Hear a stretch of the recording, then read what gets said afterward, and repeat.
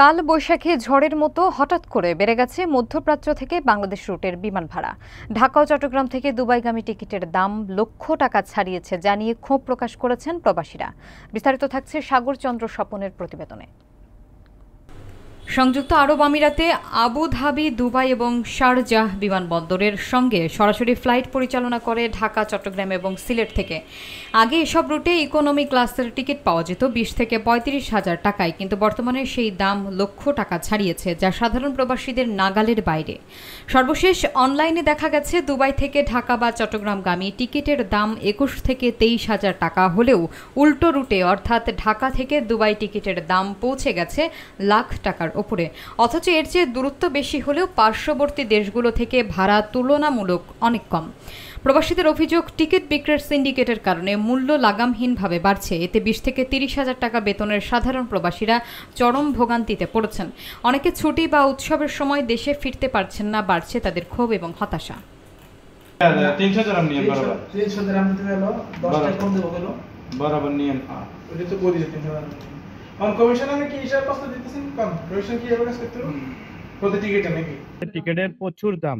আমি এক সপ্তাহের মধ্যে যে টিকিটগুলোর দাম বলি, যেমন ধরেন দুবাই থেকে ঢাকা 5 তারিখ থেকে 10 তারিখের আমরা যদি একটা টিকিট ধরি বাংলাদেশের, তাহলে এটা 32 থেকে 3300 দিরহাম পড়ে, বাংলার প্রায় 1 লাখ টাকার উপরে। টিকিটের দাম আকাশচুম্বী। বাংলাদেশ সরকারের কাছে বিশেষ অনুরোধ, তারা যেন টিকিটের প্রাইসটা সহনীয় পর্যায়ে নিয়ে আসে এবং টিকিট হাই রেটের জন্য অনেক প্রবাসী ভাই দেশে থেকে আসতে পারতেছে না এবং ছুটিতে যাওয়ার জন্য অনেক সময় ছুটিতে যাইতে পারতেছে না, কারণ আমাদের দেশে যাওয়ার টিকিট অনেক রেট বেশি। আমাদের রেট বেশি হওয়ার কারণে আমরা দেশে যেতে অনেক অসুবিধা হচ্ছে। দেশে যেতে তখন দেশে যেতে পারছি না। অন্য দেশের তুলনায় আমাদের দেশের টিকিট অনেক বেশি এই জন্য আমাদের দেশে যাওয়ার অনেক কষ্টদায়ক হচ্ছে। এই জন্য মাননীয় উপদেষ্টার কাছে জানাচ্ছি যে আমাদের বাংলাদেশ বিমানের টিকিটের দাম সীমিত রাখার জন্য। সংযুক্ত আরব আমিরাত, দুবাই সহ অন্যান্য যে স্টেটগুলো আছে, এখানে আমরা প্রচুর বাংলাদেশি লোক আছি। তো আমরা বর্তমান অত্যাধিক টিকেটিং বিড়ম্বনায় আছি। তো যারা এখান থেকে যেতে হচ্ছে হয়তো সহজলভ্যভাবে যেতে পারছি, কিন্তু দেশ থেকে আসার সময় অনেক বেশি ভোগান্তিকে তাদেরকে পোহাতে হচ্ছে। যে ভোগান্তিতে এখন 2 গুণ কেন 3 গুণ টাকা দিয়েও তারা আসতে পারতেছে না, শুধুমাত্র বাংলাদেশের একটা ছিন টিকিটের কারণে।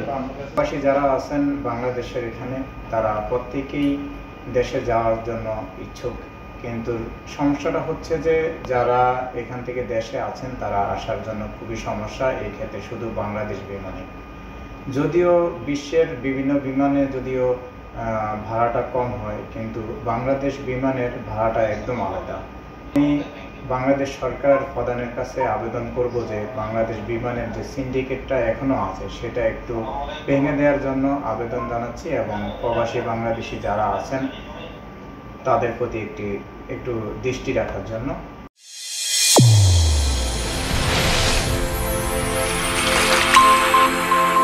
চ্যানেল A1 হৃদয়ের স্পন্দন।